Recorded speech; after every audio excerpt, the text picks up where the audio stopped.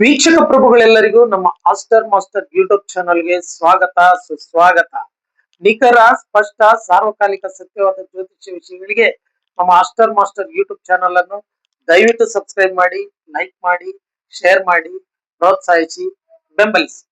ಬನ್ನಿ, ಗುರು ಗೋಚಾರ ಫಲ 2026 ಎಂಬ ಶೀರ್ಷಿಕೆ ಅಡಿಯಲ್ಲಿ ವೃಶ್ಚಿಕ ರಾಶಿಗೆ ಸಿಗ್ತಕ್ಕಂತ ಶುಭ ಮತ್ತು ಅಶುಭ ಫಲಗಳ ಬಗ್ಗೆ ಈ ವಿಡಿಯೋದಲ್ಲಿ ನೋಡ್ತಾ ಹೋಗೋಣ.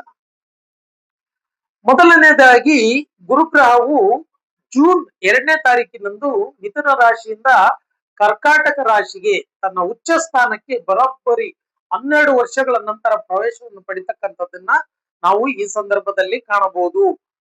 ವೃಶ್ಚಿಕ ರಾಶಿಗೆ ಇದುವರೆಗೂ ಪಂಚಮದಲ್ಲಿ ಶನಿ ಮತ್ತು ಅಷ್ಟಮದಲ್ಲಿ ಗುರು ಇದ್ದು ಏನು ಬಹುತೇಕ ಎಲ್ಲ ಬರೀ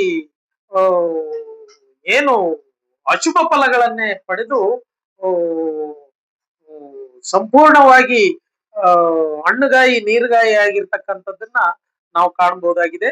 ಈ ವೃಶ್ಚಿಕ ರಾಶಿಯವರಿಗೆ ಈ ಒಂದು ಜೂನ್ 2ನೇ ತಾರೀಕಿನಿಂದ ಅದ್ಭುತವಾದ ಗುರು ಉಚ್ಚ ಸ್ಥಾನಕ್ಕೆ, ಅದು ಭಾಗ್ಯದಲ್ಲಿ ಉಚ್ಚ ಸ್ಥಾನಕ್ಕೆ ಯೋಗಕಾರಕನಾಗಿ ಪ್ರವೇಶವನ್ನು ಪಡಿತಿರೋದ್ರಿಂದ ಇದುವರೆಗೂ ಏನು ವೃಶ್ಚಿಕ ರಾಶಿಯವರ ಕಷ್ಟ ಕಾರ್ಪಣ್ಯ ದುಗುಡ ದುಮ್ಮಾನಗಳಿದ್ದು ಅವೆಲ್ಲವೂ ಕೂಡ ಸಂಪೂರ್ಣವಾಗಿ ಕಡಿಮೆಯಾಗಿ ಅಥವಾ ಇಲ್ಲದಂತಾಗಿ ಇವರಿಗೆ ಅತ್ಯುತ್ತಮವಾದ ಶುಭ ಫಲಗಳನ್ನೇ ನಿರೀಕ್ಷಿಸಬಹುದಾಗಿದೆ.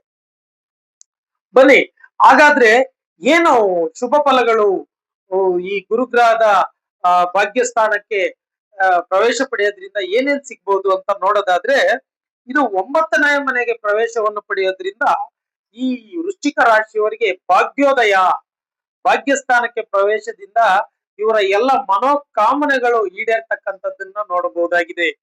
ಇನ್ನು ವಿದೇಶಿ ಪ್ರವಾಸಕ್ಕೋಸ್ಕರ ಅಥವಾ ವಿದ್ಯಾಭ್ಯಾಸಕ್ಕೋಸ್ಕರ ಅಥವಾ ಉದ್ಯೋಗಕ್ಕೋಸ್ಕರ ಯಾರು ವಿದೇಶಿ ಪ್ರಯಾಣವನ್ನು ನಿರೀಕ್ಷೆ ಮಾಡಿದ್ರಿ ಅವರೆಲ್ಲರಿಗೂ ಕೂಡ ಈ ಸಮಯದಲ್ಲಿ ವಿದೇಶಿ ಪ್ರಯಾಣದ ನಿರೀಕ್ಷೆ ಖಂಡಿತ ಸಫಲವಾಗ್ತದೆ ಅಂತಾನೆ ಹೇಳ್ಬೋದು. ಇನ್ನು ತಂದೆಗೆ ಶುಭವಾಗ್ತಕ್ಕಂಥದ್ದು, ತಂದೆಯ ಸಂಪತ್ತು ಇವರಿಗೆ ಬರ್ತಕ್ಕಂಥದ್ದು, ಇನ್ನು ವಿದ್ಯಾರ್ಥಿಗಳಿಗೆ ಶುಭ ಆಗ್ತಕ್ಕಂಥದ್ದು, ಏನು ವಿದೇಶಕ್ಕೆ ಹೋಗಿ ಹೈಯರ್ ಎಜುಕೇಶನ್ ಮಾಡ್ತಕ್ಕಂಥವ್ರಿಗೆ, ಇನ್ನು ಏನು ಸ್ನಾತಕೋತ್ತರ ಪದವಿಯ ನಂತರ ಒಂದು ಸಂಶೋಧನೆ ಮಾಡ್ತಕ್ಕಂಥ ವಿದ್ಯಾರ್ಥಿಗಳಿಗೆ, ಒಂದು ಹೈಯರ್ ಎಜುಕೇಶನ್ ಮಾಡ್ತಕ್ಕಂಥ ಉನ್ನತ ಶಿಕ್ಷಣನ ಪಡೆಯುವ ನಿರೀಕ್ಷೆಯಲ್ಲಿರ್ತಕ್ಕಂಥ ವಿದ್ಯಾರ್ಥಿಗಳಿಗೆ ಅದ್ಭುತವಾದಂತ ಸುಸಮಯ, ಇದು ಸುಸಂದರ್ಭವಾದ ಕಾಲ ಒದಗಿ ಬರ್ತಾ ಇರ್ತಕ್ಕಂಥದ್ದನ್ನ ನಾವು ಕಾಣ್ಬೋದು.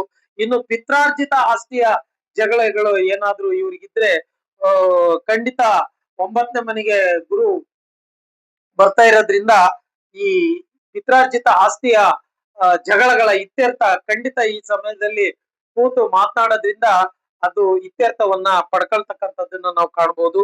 ಇನ್ನು ಕೋರ್ಟ್ ಕಚೇರಿಯಲ್ಲಿ ಯಾವ್ದಾದ್ರು ತಕರಾರುಗಳಿದ್ರೆ ಅದು ಕೂಡ ಇತ್ಯರ್ಥ ಆಗ್ತಕ್ಕಂಥದ್ದನ್ನ ಕಾಣ್ಬೋದು. ಒಟ್ಟಾರೆ ಇವರ ಎಲ್ಲ ಮನೋಕಾಮನೆಗಳೆಲ್ಲವೂ ಈ ಸಮಯದಲ್ಲಿ ಈಡೇರ್ತಕ್ಕಂಥದ್ದನ್ನ ಕಾಣ್ಬೋದು.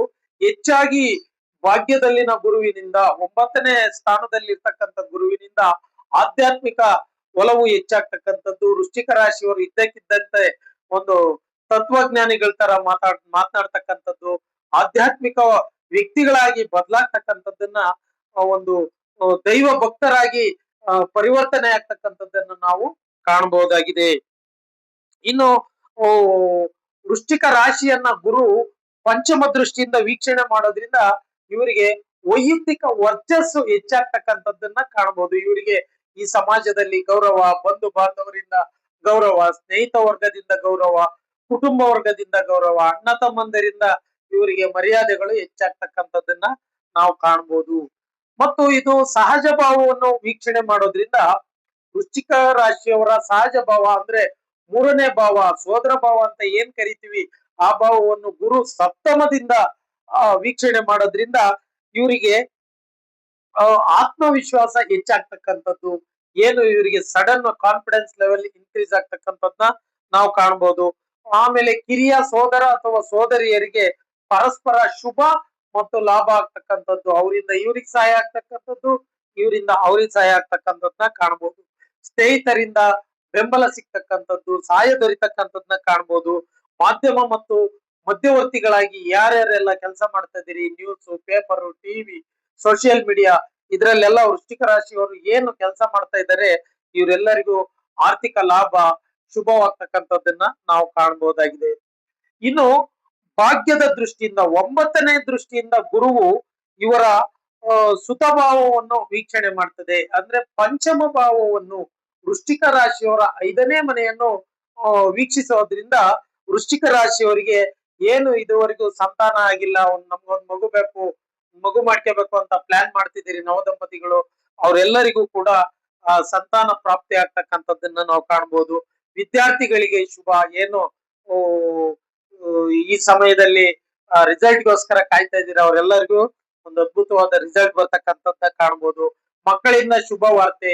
ಏನ್ ಮಕ್ಳುಗಳು ಮಾತು ಕೇಳಲ್ಲ, ಮಕ್ಳುಗಳು ಸರಿಯಾಗಿ ಎಜುಕೇಶನ್ ಮಾಡ್ತಿಲ್ಲ, ಮಕ್ಳುಗಳು ಏನ್ ಅನಾಹುತ ಮಾಡ್ಕೊಂತಾರ ಅಂತ ಏನನ್ನೆಲ್ಲ ಚಿಂತೆ ಇದ್ರಿ ಅಂತವ್ರಿಗೆಲ್ಲ ವೃಶ್ಚಿಕ ರಾಶಿಯವರಿಗೆ ಈ ಸಮಯದಲ್ಲಿ ಮಕ್ಕಳಿಂದ ಶುಭವಾರ್ತೆ ಬರ್ತಕ್ಕಂಥದ್ದನ್ನ ನಾವು ಕಾಣಬಹುದು. ಒಟ್ಟಾರೆ ಇವರಿಗೆ ಈ ಸಮಯದಲ್ಲಿ ಅದೃಷ್ಟ ಕುಲಾಯಿಸ್ತಕ್ಕಂತ ಸಮಯ ಅಂತಾನೆ ಹೇಳ್ಬೋದು. ಇನ್ನು ಬಾಕಿ ಉಳಿದ ಇದುವರೆಗೆ ಏನ್ ಪೆಂಡಿಂಗ್ ಇದ್ದು ನಿಮ್ಮ ಕೆಲಸ ಕಾರ್ಯಗಳು ಯಾವ್ಯಾವ್ದಕ್ಕೆ ಪ್ರಯತ್ನ ಪಟ್ಟು ಅಷ್ಟಮ ಗುರು ಪಂಚಮ ಶನಿಯಿಂದ ಎಲ್ಲ ಪೆಂಡಿಂಗ್ ಒಂಥರ ತಡೆ ಹಿಡ್ದಿದ್ರಿ, ಅವೆಲ್ಲವೂ ಕೂಡ ಈ ಸಮಯದಲ್ಲಿ ಅವು ಒಂದು ಕ್ವಿಕ್ ಸ್ಟಾರ್ಟ್, ಸಡನ್ ಸ್ಟಾರ್ಟ್ ಆಗ್ತಕ್ಕಂಥದ್ದನ್ನ ನಾವು ಕಾಣಬಹುದಾಗಿದೆ.